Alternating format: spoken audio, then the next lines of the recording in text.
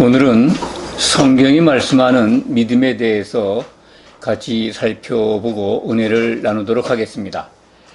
믿음의 정의를 히브리서 11장은 이렇게 우리에게 전해줍니다. 믿음은 바라는 것들의 실상이요 보이지 않는 것들의 증거다. 보이지 않는데 확실하게 내용이 있다는 겁니다. 믿음, 참 이 히브리서 11장 1절을 이렇게 자세히 들여다보면 알 것도 같고 모를 것도 같고 좀 철학적입니다. 그런데 결론적으로 말씀을 드리면 믿음엔 알맹이가 있다는 거죠. 내용이 있다는 겁니다. 뭔가 믿음이 가져오는 결과물이 있다는 것입니다. 요즘 종말론과 관련해서 많은 성도들이 휴거를 걱정한다고 합니다. 휴거가 돼야 되는데 또 그렇게 가르치는 분들이 많이 있습니다. 휴거해야 된다.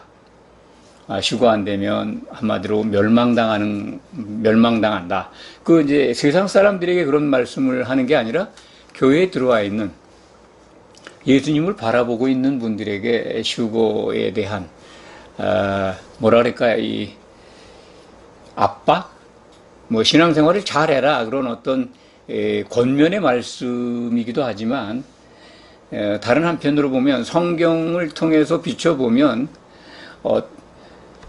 일종의 공갈일 수도 있습니다. 협박일 수도 있습니다. 성경은 예수를 믿는 분들은 예수님 오실 때 어떤 형태로든지 다 휴거가 됩니다. 그 전에 휴거된 분들도 있고, 예수님이 공중으로 재림하실 때 데리고 오는 앞서 휴거된 분들도 있고 또 환난 가운데 휴거되는 교회도 있습니다. 성도들이죠. 그리고 살아있는 성도들이라면 몸이 호련히 변해서 영의 몸을 입고 변해서 부활을 합니다. 부활해서 공중으로 들림받는 것, 그것이 휴거입니다. 또 무덤에 있는 자들은 다 같이 살아있는 자들보다 먼저 일어나서 예수님 앞에 서게 된다라고 하는 것이 성경의 증거입니다. 그렇기 때문에 예수님을 믿었던 사람들은 다 휴거됩니다. 예수를 정말 신실하게 믿었다면 걱정할 일이 아닙니다. 오늘 우리가 휴거보다도 먼저 교회에 들어와 있는 우리 성도들이 정말 믿음을 어떻게 알고 있는가, 성경이 말씀하는 믿음이 무엇인가, 그것을 제대로 알고 있는가, 그것을 우리가 한번 살펴보고자 합니다. 그러니까 요즘 언박싱이라는 말을 여러분들 들어보셨을 겁니다. 이 박싱 그러면 이제 박싱, 포장한다, 상자에 담는다는 뜻이죠. 거기에 이제 언을 붙여가지고 아니라는 뜻이죠. 반대라는 접두사입니다. 그러니까 언박싱 그러면 이제 이 상자, 포장한 것을 열어본다는 뜻이죠. 믿음이라고 하는 상자, 성경 속에 담겨있는 그 믿음의 내용이 무엇인지 우리가 한번 성경 속에 있는 믿음의 박스 한번 열어보고는 그런 시간을 갖도록 하겠습니다. 믿음을 언박싱 해본다. 모두의 말씀을 드렸습니다. 믿음의 정의가 바라는 것들의 실상이고 보이지 않는 것들의 증거다. 여기에 나타나 있는 정의를 가지고는 우리가 믿음을 전부 온전하게 소화하지는 어렵습니다. 알맹이가 있다라는 말씀을 조금 전에 드렸는데, 믿음에는 그렇습니다. 내용이 있습니다. 우리가 성도들이 어떤 믿음의 대상을 믿는 것처럼 믿음이 우리에게 지금 인식되어 왔습니다. 그러니까 하나님을 믿고 예수님을 믿고 그러면 구원받는다라고 하는 것이 일반적으로 믿음이라는 정의를 가지고 있는 그 언어 속에 포함되어 있습니다. 그러니까 하나님을 믿는 것, 예수님을 믿는 것, 뭘 믿는지 대상을 믿는 것으로 우리는 상당히 오해하고 있습니다. 그런데 성경은 믿음에 대해서 오늘 우리가 본문으로 읽은 히브리서 12장 2절의 말씀은 믿음의 창시자가 있다라고 알려주십니다. 믿음의 주, 그러면 창조자라는 겁니다. 믿음의 창조자요, 또 온전하게 하시는, 우리말은 이제 온전하게 한다는데, 이 마감하시는, 마치는, 완성하시는, 종결하시는,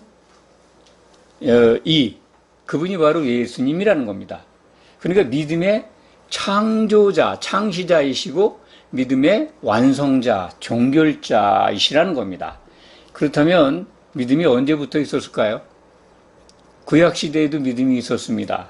물론 그때 아브라함의 믿음 또한 아브라함이 하나님을 믿음에 그걸 의로 여겼다 하는 창세기 기록이 있습니다만, 믿음은 창세기 구약시대에도 이렇게 그 믿음의 형태가 있었습니다. 그때부터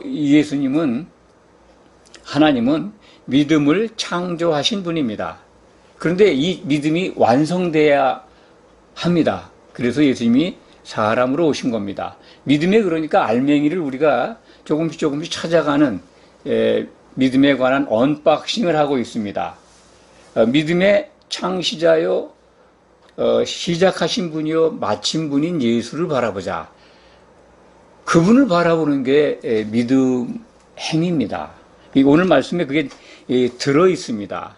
그런데 성경은 예수님을 바라보는 그 믿음, 성도들이 행하는 그 믿음 이전에 우리가 믿어야 될 믿음의 대상을 그리스도의 믿음이라고 정의하고 있습니다.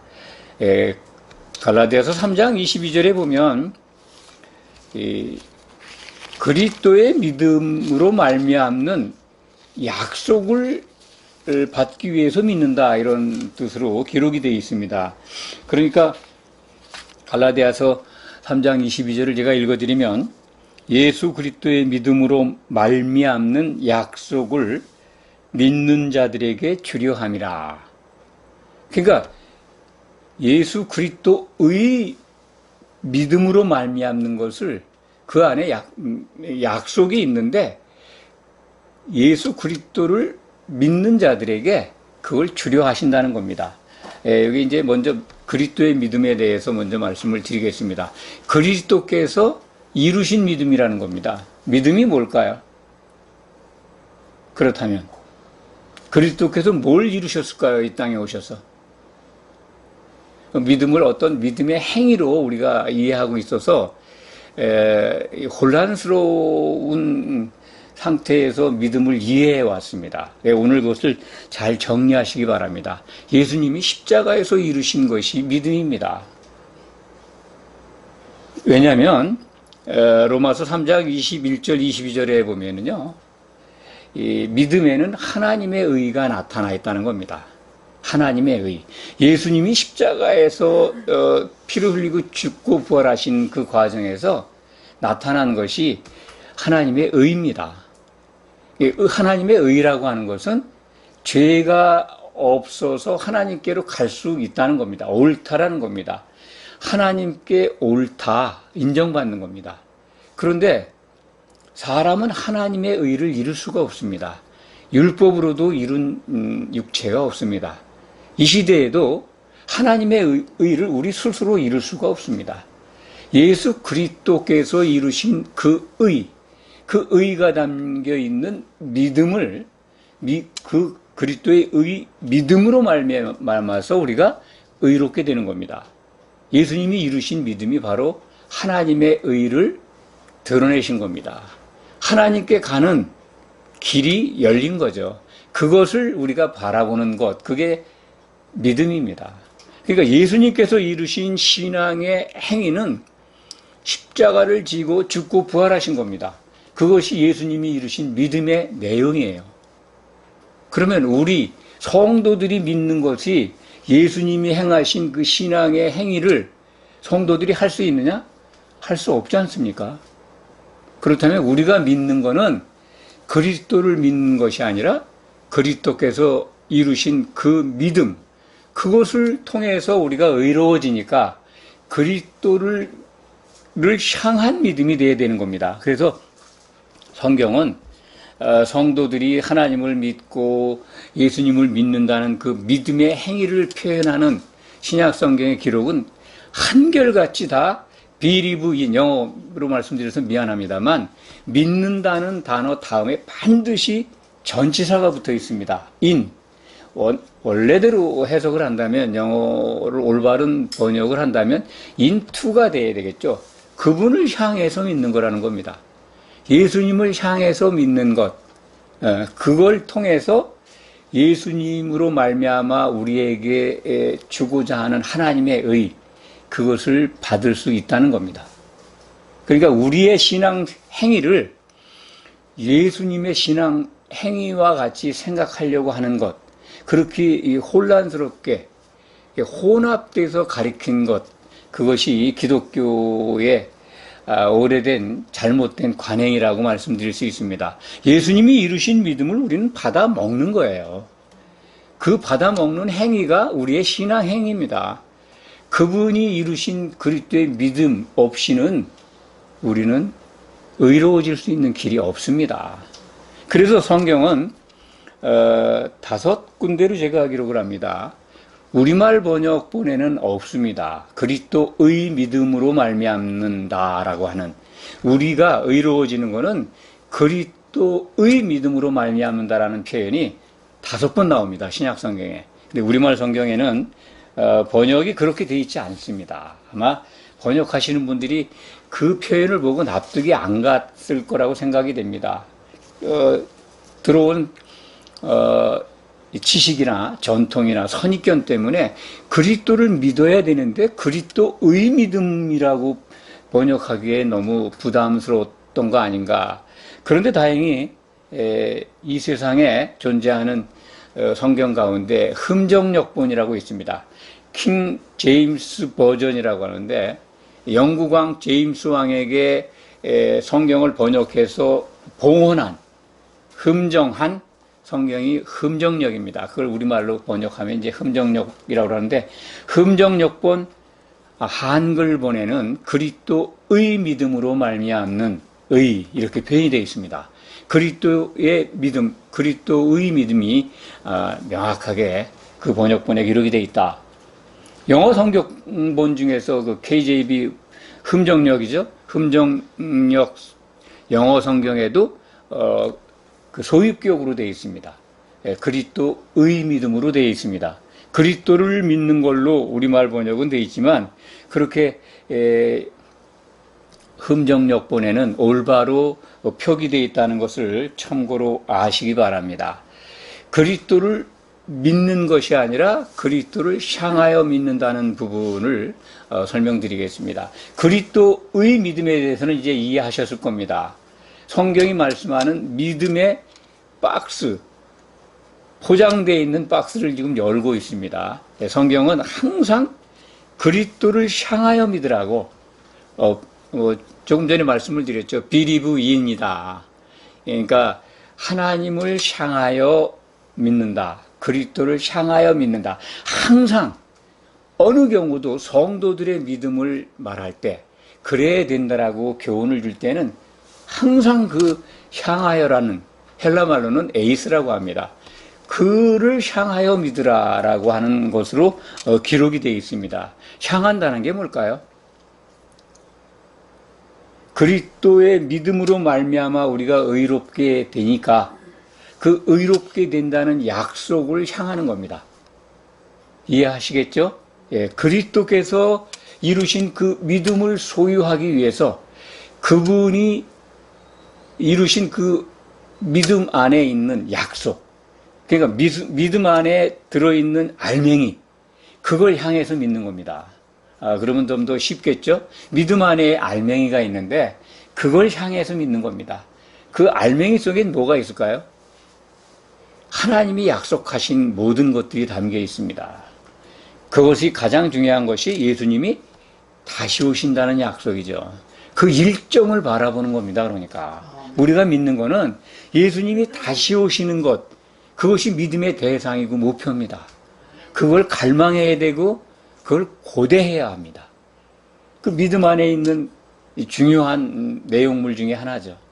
그 다음에 그 믿음 안에 있는 약속 가운데 더 중요한 게 있죠. 그것이 뭐냐면 히브리서 12장 2절 중반 이후에 있는 믿음의 주요 또 온전하게 하시는 이인 예수를 바라보자. 그는 예수 그리스도죠. 우리 주님이죠. 그는 그 앞에 있는 기쁨을 위하여 십자가를 참으사 부끄러움을 개의치 아니하시더니 하나님 보좌 우편에 앉으셨느니라. 하나님 보좌 우편이라고 하는 것은 하나님의 바로 그 자리입니다. right, 바로 그 자리.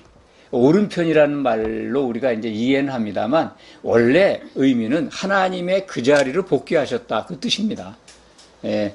그런데 제일 중요한 게 그 앞에 있는 기쁨을 위해서 십자가를 지셨다는 겁니다. 그 십자가를 지시기 전에 얼마나 많은 모욕과 수욕과 수치를 겪었습니까? 부끄러움을. 그런데도 그런 걸 다 참으셨다는 거예요. 개의치 않고. 십자가를 지고 그래서 믿음을 완성하셨다는 겁니다. 믿음의 시작이신 예수님이 십자가를 지고 죽고 부활하심으로써 그리고 아버지께로 돌아가심으로써 믿음을 완성하셨다는 겁니다. 그렇다면 우리가 이제 그 믿음 안에 있는 알맹이, 핵심 내용이 뭔가를 우리가 이제 대강 짐작할 수 있을 겁니다. 뭘까요?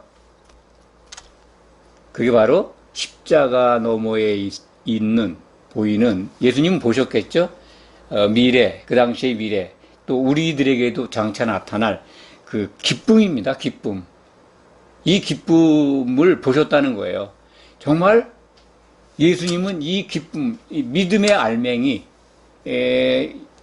예수님이 맏아들이 되고 신랑이 됨으로써 장차 가져오게 될 하나님이 약속하신 그 기쁨, 그것을 보신 겁니다. 그래서 모든 십자가의 어려움들을, 그 고통을, 그 고난을 참고 승리하신 겁니다. 그 기쁨은 우리가 여러 차례 살펴본 바가 있습니다. 그 기쁨은 요한계시록 19장 7절에 기록이 되어 있습니다. 많이 다뤘기 때문에 우리가 다 외우다시피 할 겁니다. 제가 한번 다시 읽어 드리겠습니다. 우리가 즐거워하고 크게 기뻐하며 그에게 영광을 돌리세. 어린 양의 혼인 기약이 이르렀고 그의 아내가 자신을 준비하였으므로 우리가 즐거워하고 크게 기뻐하자. 그런 찬송입니다. 성도들이죠. 성도들이 혼인잔치에 참석한 이기는 자가 된 정말 혼인잔치에 들어가는 혼인날에 주님과 함께 찬송하는 내용이 계시록 19장에 기록이 되어 있습니다. 할렐루야가 처음으로 등장하는 거죠. 신약 성경에서는 할렐루야가 처음으로 등장하는 곳이 요한계시록 19장입니다. 등장하고 그것이 끝이죠. 그만큼 하나님을 높이고 자랑하는 일이 허락된 사람들, 허락된 성도가 그렇게 많지 않다는 겁니다. 혼인잔치에 들어가야 이 할렐루야를 부를 수 있습니다. 그런데 7절에 보면 우리가 즐거워하고 크게 기뻐하며 이 크게 기뻐하라. 정말 세상에 없는 기쁨입니다. 전에 소개를 드린 바가 있습니다. 내적으로 우리들 마음속에서 안에서 참 그 기쁨이 분수가 솟구치듯 솟아오르는 것을 느끼는 그러한 기쁨. 성령으로 기뻐하는 겁니다. 성령 안에 있을 때만 누릴 수 있는 그 기쁨. 이것이 예수님만 이것을 바라본 게 아니라 우리도 이것을 바라보아야 합니다. 그러니까 예수님이 시브리서 12장 2절에 기록된 바와 같이 그 너머에 있는 십자가 너머에 있는 예수님이 장차 누릴 그 혼인날에 누릴 그 기쁨, 그것을 바라보고 모든 것을 견디고 참으셨다는 겁니다. 그러니까 그 믿음이라고 하는 이 박스 안에서 알맹이가 있는데 그 알맹이, 가장 중요한 알맹이, 핵심적인 알맹이는 그 혼인날에 누릴 기쁨입니다. 그러니까 예수님이 이루신 그 믿음의 결과물, 그것은 어린 양의 신부의 완성이죠. 그 신부의 완성을 위해서 우리 각자 성도들에게 그리스도의 믿음을 선물하신 겁니다. 그 믿음을 받아들여서 받아먹는 자들이 예수님과 더불어 함께 기뻐할 수 있게 된다는 것, 그 약속을 주신 겁니다. 그리스도의 믿음이 갖고 있는 약속, 그것은 어린 양의 혼인잔치, 그리고 거기서 누리는 기쁨, 그것을 주기 위해서 예수님은 십자가를 지신 겁니다. 믿음에 대한 언박싱, 정리를 한번 해보겠습니다. 성경은 믿음에 대해서 여러 군데에서, 특히 신약 성경에서 믿음에 대한 정의와 내용들을 자세하게 일러줍니다. 그런데 오늘날 교회에 이르기까지 믿음을 하나님을 믿고 예수를 믿는 믿음의 대상을 바라보는 것으로 가르쳐 왔습니다. 그렇지만 성경은 그렇게 증거하지 않습니다. 믿음은 예수 그리스도께서 십자가에서 피를 흘리고 죽고 부활하심으로써 이루신 그리스도의 믿음입니다. 그 믿음 안에는 알맹이가 있습니다. 그것을 바라보는 자들에게 주는 약속의 선물이 있습니다. 그러니까 성도들의 믿음은 그것을 바라보는 것입니다. 그래서 성경은 예수님을 향해서 믿으라, 하나님을 향하여 믿으라고 한결같이 그렇게 표현하고 있습니다. 그런데 우리말 성경만 그를 믿는 걸로 표현했습니다. 영어 성경만 해도 예외가 없습니다. 예수님을 향해서 믿으라는 거예요. 하나님을 향해서 믿으라. 그렇다면 약속을 선물로 받는다. 예수 그리스도께서 이루신 그리스도의 믿음으로 말미암는 약속을 주기 위해서 우리를 교회로 부르셨다는 겁니다. 그래서 우리는 그 약속을 받기 위해서 그분을 향해서 믿고 있는 겁니다. 성도들의 신앙 행위와 예수님의 믿음으로 하나님께 설득당해서 이루신 그리스도의 믿음을 혼돈하지 마시기 바랍니다. 그래야 우리가 승리할 수 있습니다. 참 마귀가 여러 군데 함정을 파놨는데 온통 가는 곳마다 다 헷갈리고 또 혼란스럽게 만들어 놨어요. 이곳에 걸리면 누가 손해입니까? 정말 귀하게 하나님의 부름으로 교회에 들어와 있는 우리 성도들이 잘못된 교훈과 가르침에 실족해서 혼인잔치에 못 들어가는 그런 자들만 손해 아니겠습니까?